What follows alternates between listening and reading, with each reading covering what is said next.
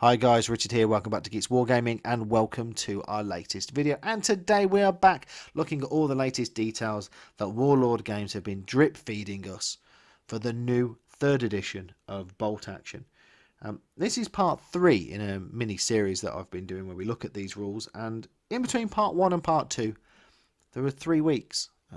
Basically I just wanted some interesting content to talk about, so I left it for 3 weeks for 3 announcements. This video I've done after 2 weeks, and there is a reason why. There's some big things in here that have been announced, and I wanted to jump in front of the microphone and talk about them almost straight away. I'm really excited for these changes that I'm going to go on to, and it's about time they did this. Personally, this is probably one of the most frustrating, annoying parts of 2nd edition, and they fixed it, and I couldn't be happier. But before we get into that, Geeks Wargaming is an affiliate of Warlord Games. And in the description of this video there are links to Warlord Games' website, where if you click them and make a purchase you'll be helping support the channel. So if you do that, or if you could do that, it is massively appreciated, and thank you in advance. Okay, enough of that.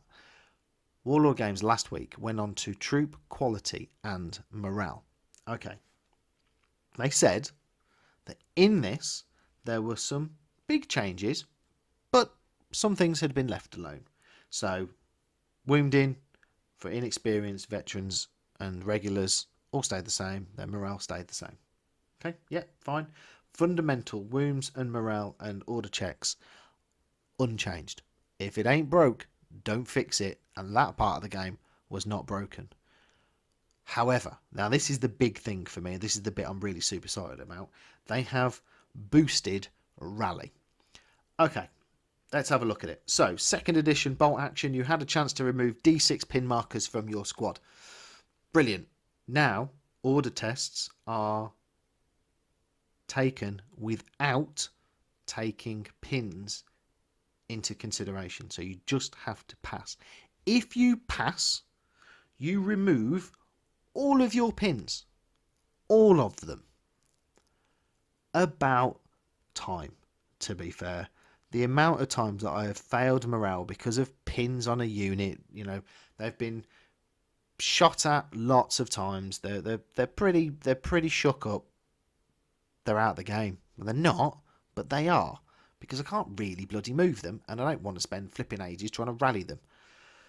So, Warlord Games have made this easier now to clear your pin markers by clearing them all when you pass a rally test. Now, they have said that it is easier to pin a unit. So to make it fair, they have made it easier to remove the pins. Okay, yes, I really like that rule. I think that removing all of your pins will get a unit back into the game a hell of a lot quicker than what it currently is in 2nd edition. If the pins equal or are greater than the morale, the unit breaks and flees and is destroyed. Yeah, okay. Yeah, we're all kind of used to that now. The next big thing for me is the officer's rank.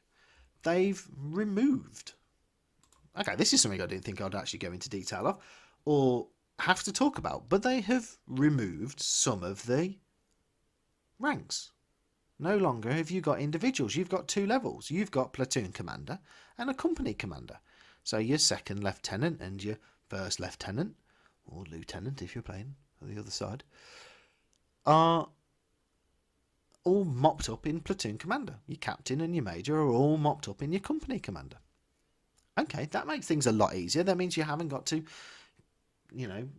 somehow paint different 1st lieutenant and 2nd lieutenant on the battlefield. They just all get mopped up into platoon commander. I like this. Okay, it makes it a lot easier. Aesthetically, some people will probably be like, oh, I spent flipping ages painting up him, and now he's just a platoon commander or a company commander. Yeah, but it still gives you the flavour of what's going on. It also makes the rules a lot more streamlined. So the morale bonuses, company commander, captain and major, 4+. Extra orders, 4 for a captain or a major, and their range is within 12 inches. I like this a lot. Now, one of the other things they snuck in here, which I think is really interesting, is no free weapons. So I think we know that if you pick a commander unit, Well, a lot of the time, all the time, the weapons are free. Not anymore. You gotta pay for that stuff. And they want to get rid of basically free stuff in third edition. Remember those beautiful observers that you used to get for free? Not anymore. You're gonna have to pay for those bad boys. Okay. Yes, that's quite cool actually. I think that the new way that you can build your armies and you've got your platoons and stuff, I think that lends very nicely to the you're not going to get any free unit anymore. Yeah, okay. Part of me is a little bit annoyed because I did like my free observers. They were always legendary in battle reports. But they have snuck in there that they're doing away with free stuff. Okay, fair enough. They then went on to talk about vehicles and morale.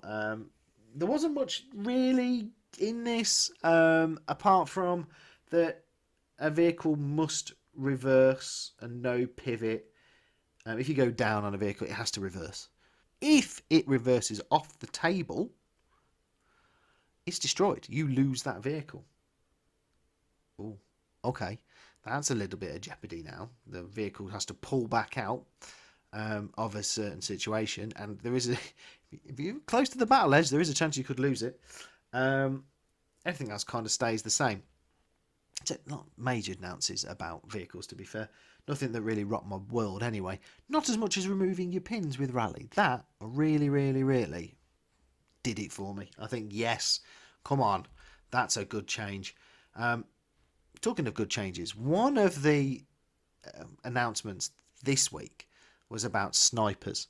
Now, this is really interesting because I saw a lot of chatter about this. When they first announced about cover and about the organisational charts and a load of the other stuff, there was a lot of stuff online about MMG squads and snipers. Were they going to be any good in third edition? Because they were bloody brilliant in second. Well, okay, let's have a little look at this and break this down. Okay, what I'm going to do is I'm going to read through this wonderful snippet of information that Warlord Games have given us. So the leader of this unit is equipped with a rifle with a high-power telescopic sight. These units often included a second man, i.e. the team's observer, who acts as the loader in the rules terms. Yeah, fine, that's kind of normal. In which case the sniper rifle has the team's weapon special rule. This means, now I like this rule, if the leader is killed, the second man can fire the sniper rifle with the usual -1 penalty to hit, as well as the -1 penalty to morale due to the loss of the leader. Okay, your sniper guy is killed. The second guy picks up the sniper rifle and just carries on. Brilliant. Love it. -1 to hit, -1 due to morale. Okay, I can live with that.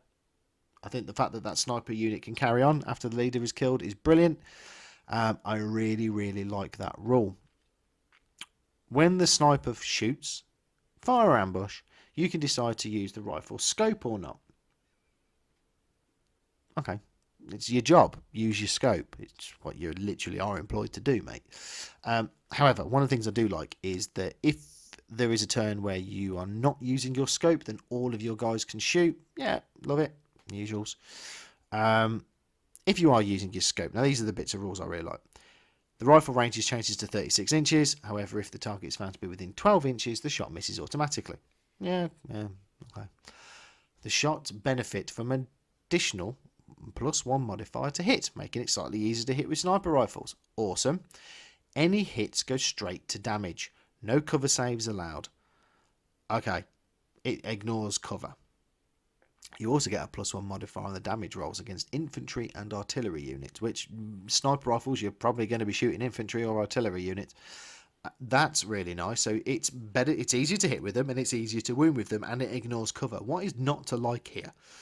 If the sniper successfully rolls to hit and damage, the firing player can pick the squad leader in the target unit as a casualty. This includes NCOs, leaders of weapons teams, the artillery units, officers and medics and observers, and so on. No longer can you target poor Klaus, who's holding the Panzerfaust at the back of the squad. No, he is off limits, but you can shoot his boss in between the eyes.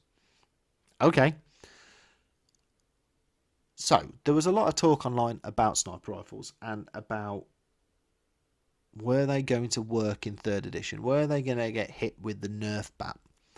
I don't think they have, personally. To be fair, I actually think they're slightly better than what they are in 2nd edition. I think that the rules changes, like ignoring cover, brilliant. You'd expect that with the sniper rifle.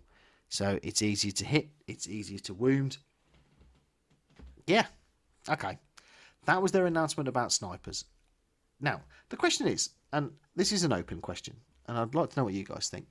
Do you think that Warlord Games would have released this information about snipers if it wasn't for the community online asking the questions? What's happening to MMG squads? What's happening to snipers? Do you think this is a reactive release to try and squash any worry or concern about snipers in 3rd edition? I do. Would they? It seems like a very bizarre thing if this is on their release schedule of rules. I mean, everybody loves a sniper team, so maybe it was, and just everybody goes, yeah, this is pretty cool. Or maybe it wasn't, and it was just reactive to what was going on in the community. I don't know. I'd love to know what you guys think out there. But thanks for watching. This is everything for this week that Warlord Games have given us. I think there's some massive changes. Sniper rifles and sniper teams still looking good. Am I still going to take them? Hell yeah. With a platoon, you could take 3 squads of them. Awesome. They're removing pins in one roll of a dice. Just gets me excited. Not that excited. But it's just going to make my life a lot easier. The amount of times I've just had a squad pinned and I can't do anything with them, and they're just there looking pretty behind a wall, getting shot at. Oh, great. That's a waste of points. They're not doing anything. Now, however, you can clear them and get them back into the fight, which is awesome news. But yeah, thanks for watching, guys. I'd be really interested in what you hear about all these latest rules announcements that we've had from Warlord Games. I'd love to know what you guys think. If you haven't subscribed and you've just found us, or you've just gone, oh wow, Geeks Wargaming is still going, wicked. Just check you're subscribed. If you are, make sure that bell icon's clicked. If you're not, why not consider clicking that subscribe button and clicking that bell icon as well, so you never miss any of the content when we upload them. Well, I am looking at doing some more bolt action battle reports as soon as I can get my hands on the 3rd edition rulebook as well, so hopefully I'll be able to get them to you soon as we all get a copy of that rulebook. But yeah, thanks for watching, guys. Please leave us a comment, it does help out the channel, and as always, we will see you on the next one.